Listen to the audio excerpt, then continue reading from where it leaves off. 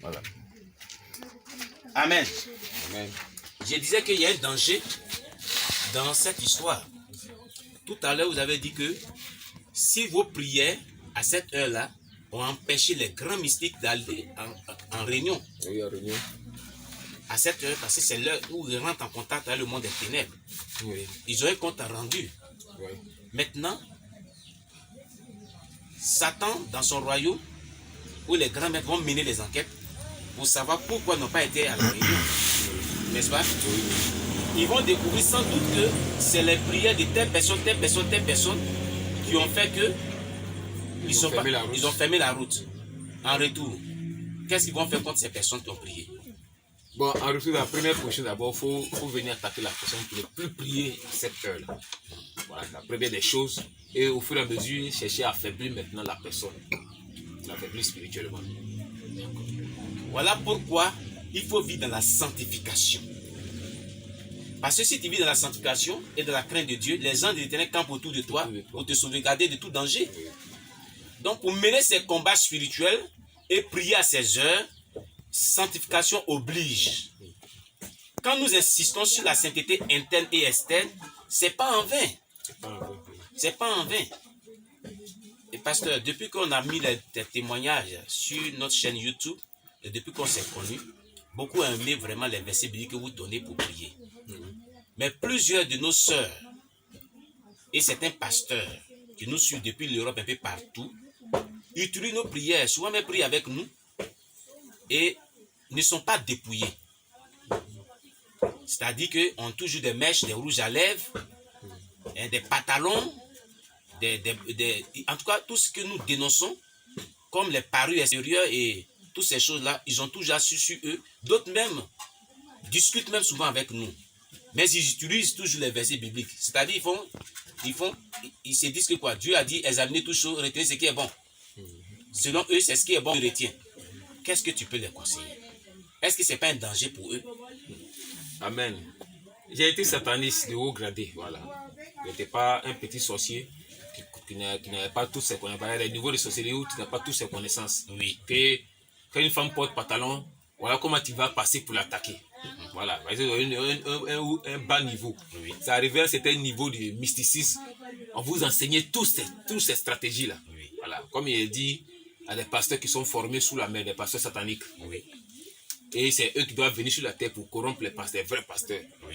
Pour corrompre certains passages bibliques devant ces pasteurs-là, pour qu'ils appliquent ça, pour que les démons aient le pouvoir sur eux. Oui. Donc, quand nous, on avait eu connaissance de ces manières de s'habiller, là, Oui. de ces stratégies, on dit, ah, donc voilà, où on allait passer pour pouvoir lier ces femmes-là dans le spirituel. Un chrétien, pour aller au ciel, il faut délier dans toutes les dimensions, il faut être délié sur tous les plans. Oui. Il faut qu'il n'y ait pas de lien sur toi. C'est en cela que tu peux rentrer au ciel. Mais si tu es délié à moitié, sur un côté, où tu as la victoire quand tu pries, sur l'autre côté où tu n'es pas délié, tu ne peux jamais avoir la victoire. C'est ça. Donc il y a des gens qui combattent les sorciers. Et les sorciers tombent, mais ils ne peuvent pas combattre la sirène. La sirène est chez toi, tu pries contre les sorciers. Ok, tu as la victoire, mais la sirène, tu ne peux pas la combattre. Parce que tu as ces choses qui lui appartiennent à elle. Oui. Tant que tu as ces choses qui lui appartiennent à elle, elle a le pouvoir de jouer contre toi, elle a le pouvoir après ta mort de venir te récupérer. C'est après la mort que la vraie vérité se passe. C'est après la mort. Comme il a dit, Satan a la Bible en main. Oui. Il connaît les passages bibliques. Amen. Amen. Donc, il utilise ces passages-là pour condamner, pour accuser les chrétiens. C'est pourquoi la Bible dit l'accusateur de nos frères. Si un chrétien n'a pas désobéi à un passage biblique, oui, Satan ne peut pas t'accuser. On n'a pas dit accusateur des païens, on dit accusateur de nos frères, c'est-à-dire les enfants de Dieu, les chrétiens. Oui. Si Satan réussit à t'accuser quelque part, tu es en danger. Amen. Amen. Donc, il va utiliser les passages là contre les chrétiens. En tant que les passages sont écrits, Oui. nous, on nous montre seulement c'est écrit, donc à obliger les chrétiens à marcher contre le passage. Nous, on fait de notre mission. Oui. On faisait notre mission. Donc, si la Bible interdit que toi tu appliques, tu nous appartenais. Tu nous appartenais. Malgré toutes tes prières, tu allais venir nous rejoindre. Amen. Et c'est ça les pasteurs qui ont été formés sous la mer ont envoyé une fausse doctrine. Une fausse doctrine. Et ils disent comme ça que non, que c'était dans tel contexte, c'est pas dans tel contexte. Donc ils utilisent la Bible pour aller contre. Voilà. Et puis ils disent maintenant que vraiment, même les Écossais ils portent les jupes. Hein? Et puis vraiment, c'est une question de culture. Mais moi, j'ai posé une fois la question de savoir. Mais néanmoins, les premiers chrétiens ont obéi à ce principe, non? Oui, ils ont obéi. Quand vous dites qu'on ne doit pas le faire là, c'est comme si le faire c'est un péché. Oui. Si on ne devait pas s'habiller de cette manière, on ne devait pas se dépouiller. Pourquoi les premiers chrétiens ont obéi à ce principe biblique? Oui, à obéir à ce principe biblique. Voilà. Qu'est-ce que cela fait? Jésus n'a-t-il pas dit que c'est-il un homme de gagner le monde s'il perdait je salue son âme? Vas-y. Oui, vas-y. Ils ont tendance à dire que c'est ancien. Parce que dans l'ancien temps, oui, c'est ça, les gens s'habillent comme ça. Oui. Maintenant, tout est modernisé. Oui. Voilà, tout a changé. Donc, en temps normal, on doit maintenant rentrer dans une nouvelle dimension. D'après eux. Donc, comment vous pouvez expliquer ça? Bon, nous, selon ce que nous avons reçu comme enseignement, oui. Dieu des chrétiens, c'est le même hier, aujourd'hui, éternellement. Ce qu'il a dit avant, c'est ça qui reste jusqu'à l'éternité. Sa parole ne doit pas changer. C'est ça. Donc, voici les versets qui disent ça n'est pas bon, ça n'est pas bon, ça n'est pas bon. Donc, nous, selon ce que nous disait, c'est comme ça que nous partons travailler sur la terre. C'est ce que le diable vous disiez. C'est que nous, on partait travailler contre les chrétiens. Comme, par exemple, il dit que d'autres vrais pasteurs disent qu'on ne paie plus la dîme. Oui. Parce qu'ils ont été corrompus par les pasteurs démoniaques. Et puis ils vont prendre la verset biblique pour toi-même te convaincre. Ils ne vont pas prendre ça dans un autre livre. C'est dans la Bible. C'est dans la Bible. Ils vont prendre, voilà, tel passage. Pour dire on ne peut plus dire dans l'ancien temps. En temps, Satan nous disait qu'il faut empêcher les chrétiens de payer la dîme. Parce que c'est un truc exigé par Dieu. Donc nous, on fait notre travail. Si un pasteur dit on ne paye plus la dîme, nous, ça nous arrangeait. Parce que là, la forcée sera condamnée. Forcé. Après ta mort, tu seras pris. Arrivé à un certain niveau spirituel, ceux qui mouraient, on voyait où ils partaient. Il y a des gens qui sont morts. Quand vous voulez aller sur son corps, le feu dans tout sur le champ. Et il monte à le feu. Mais pourquoi vous partez sur son corps? Non, on trouvait une occasion pour l'attraper quand même. Nous, seulement, nous, on était rebelles. Tu es mort, on s'en va chercher à t'attraper, t'empêcher de partir où tu veux partir. Il y a des gens dont, c'est des chars de feu qui venaient le chercher. Le maintenir dans votre royaume. Oui, on veut le maintenir, on veut l'accuser. Quelque part, il faut qu'il ait mort l'esprit errant. Voilà, on veut le maintenir. Donc, quand il va au ciel, on ne peut plus. C'est que lui là, c'est un chrétien. Il est mort dans la sainteté. Dans d'autres chrétiens qui sont morts, où nous, on a réussi à les attraper. Ils n'étaient pas dans la sanctification. Non, il y a quelque chose que tu as fait qui te bloquait. Voilà, il y a une porte d'ouverture. Il fait que vous avez une même mise sur lui. Et ces chrétiens priaient. Ils faisaient des prières, mais c'était nul. Voilà, et ils disaient qu'ils étaient des vrais chrétiens. Voilà, c'était nul. Et les démons se moquaient. Oui. Les démons l'attiraient pour partir. Oui. Waouh. Maintenant, est-ce qu'il y a des tombeaux des chrétiens qui sont protégés par des anges?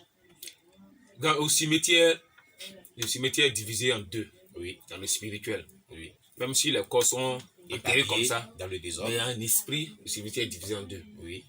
Un côté pour ceux qui ne vont pas au ciel. Oui. Et ceux qui sont partis au ciel là, ils sont retranchés, ils sont en petit nombre.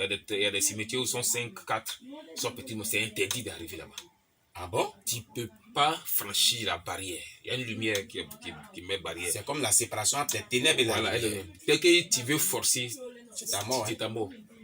Donc nous, on savait ça. C'est une lumière qui éclaire. Oui, c'est une lumière qui met barrage. Tu ne peux pas traverser. Et c'est comme, est-ce que quand cette lumière, vous le voyez au travers, c'est une gloire. On voit seulement la lumière et puis les tombes là sont éclairées. C'est éclairé. Donc la barrière là, tu ne peux pas traverser. Il vous a donné cet enseignement dont vous entendez. On voyait ça donc. Pour rentrer là-bas, voilà, il y a d'autres qui ont tenté. Beaucoup tentent. C'est tellement glorieux. Voilà, vous voyez ce qu'il y a là-bas. Voilà. Beaucoup même sont tentés. Ah.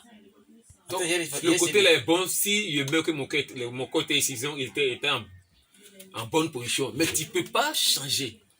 Ah bon? Donc tu ne peux pas. Si tu as le diable, si tu veux changer pour aller au côté là, tu vas mourir, il va te tuer. Il va te tuer. Voilà, il va te tuer. Sauf Jésus-Christ seul. Voilà. Dans le corps des chrétiens qui sont sauvés là, on ne peut pas toucher leur corps pour faire quelque chose. Ouais. On ne peut pas prendre leur corps, là, les os là, pour faire quelque chose. Tu peux pas. Vous savez toutes ces choses, pourquoi vous ne venez pas? Mais c'est le maître Satan qui nous commandait. Donc lui, là, pour le quitter facilement, là, c'est peine de mort. C'est pas facile. Et puis, tu as trouvé où un pasteur qui va te prendre en charge ta délivrance. C'est ça ce qui fait que beaucoup de mystiques sont bloqués. Le pasteur prie, il prie bien. Mais quand tu vas te confier à lui pour dire, c'est sataniste, il veut ma délivrance, il ne peut pas te suivre. Ils sont rares à te suivre pour la délivrance. On va y arriver. Voilà. Le dernier jour, comment tu as été délivré? La main de dos, quand tu avais dit tes grades et puis l'autre avait fui là, il va comprendre ça. On va y arriver. Que Dieu soit loué. Amen. Amen. Donc, nous allons passer à la question suivante. Alors, par rapport aux heures, on va quand même un peu récapituler le découpage des heures. Le jour commence à partir de minuit, je crois. Oui. Donc, de minuit à 3 heures du matin, ça c'est une porte. De 3 heures du matin À 6 heures. à 6 heures, c'est une porte. De 6 heures à 9 heures, c'est une porte. De 9 heures à 11 heures, je crois, ou bien 12 heures. À midi, c'est une porte. De midi à 15 heures, c'est une porte. De 15 heures à 18 heures, c'est une porte. De 18 heures à 20 heures, je crois. À 21 heures, c'est une porte. De 21 heures à minuit. On a fait le tour des 24 heures. N'est-ce pas? Mais chaque porte a son nom. Bon, chaque porte. Bon, là, il n'est pas sur le nom de chaque porte. C'est sur la porte s'ouvrait et il y a un grand ange. C'est lui qui C'est un ouvre seul la porte. ange qui Oui, ouvre la qui porte. ouvre la porte. C'est lui qui commande C'est cette quel porte ange là. ça? Bon, là, Tu n'as pas connu en aussi. nous, on voyait seulement la porte s'ouvre, la gloire descend sur la terre. Tu vois l'ange, il ouvre sur lui. Il ouvre seulement la porte sous la gloire descend. Donc, Satan nous a dit que c'est un ange qui ouvrait la porte. Un ange puissant. C'est un ange puissant. S'il dit c'est un ange puissant, c'est qu'il est puissant vraiment. Mais à quel niveau de puissance là, nous, on n'a pas su. Il ouvrait la porte, la gloire descend sur la terre. Et tous les chrétiens qui se mettent à ces heures-là pour prier, Les prières montaient les rapidement. prières étaient vraiment très efficaces. Donc, il fallait empêcher la prière de ces chrétiens dans ces heures-là. Il fallait les empêcher. Souvent, d'autres prient la prière en train de monter. On sait que si ça rentre, le retour descend. Donc, lui-même, il faut venir l'attaquer, lui-même, pour le distraire. C'est pourquoi on injectait il y a un truc dans la tête du chrétien qu'on appelle, de tous les hommes, qu'on appelle mémoire agashique. Voilà. C'est ce qui enregistre tout ce que tu as vu, tout ce que tu as dit, tout ce que tu as entendu. Comment on appelle ça? Mémoire agashique, ça enregistre tout. Mémoire agachée. Oui. Ça veut dire quoi? Bon, on nous a dit que c'est mémoire agashique. Ou bien d'autres l'appellent l'agacha. L'agacha. Voilà, C'est un mot mystique, truc. hein? Voilà, c'est un mot, bon, comme nous on avait appris dans le monde mystique. Voilà, c'est une mémoire, c'est comme si une carte mémoire, ça est dans la tête.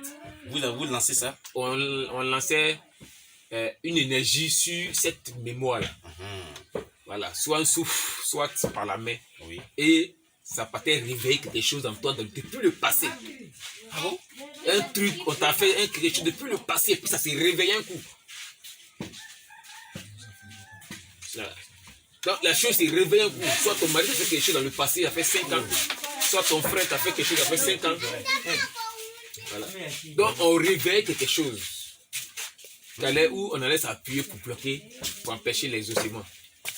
Donc on réveille cette chose-là. Soit tu as regardé un film diabolique, là, puis on réveille le film en toi. Un film depuis 5 ans, 10 ans, et puis le film, au moins tu as pris le film défile dans ta tête. Donc on avait le pouvoir de bloquer ta prière. Soit il y a un palabre dans le passé, et le palabre là, il se ressurgit. Pendant que tu pries. Et ça te distrait. Ça te distrait. Quelle personne m'a insulté. Ah, vraiment, ça m'a fait mal, c'est rancune, c'est infini. Or, la Bible dit qu'il y a un temps pour toutes choses. Oui. Or, le temps qui est là, c'est pour que tu pries, tu te concentres bien. Donc, on pavane ton esprit si Voilà. un événement passé. Beaucoup de choses. Et ça distrait les chrétiens. Mais souvent, d'autres ont fait ça, ils sont têtus, ils restent sur la prière. Ils restent sur la prière. Ils ont les distraits du temps, ils restent sur la prière. Et puis, ils finissent la prière. Donc, quand ça commence, c'est la victoire. Amen. Amen. Amen. Alors, il y a un théologien, comme je dis que moi ici même un théologien, mais il y a des faux théologiens. Il y a un théologien qui a posé la question, qui a dit que comme ça, écoutez, les heures de prière, donc vous dites qu'il y a les portes de prière, c'est une fausseté. Vous voyez les gens comme ils sont perdus. Voilà les vérités qui nous sont dites aujourd'hui. Ouais. Et Ouais. ils disent que non, que Dieu exauce à toutes les heures. Mais pourquoi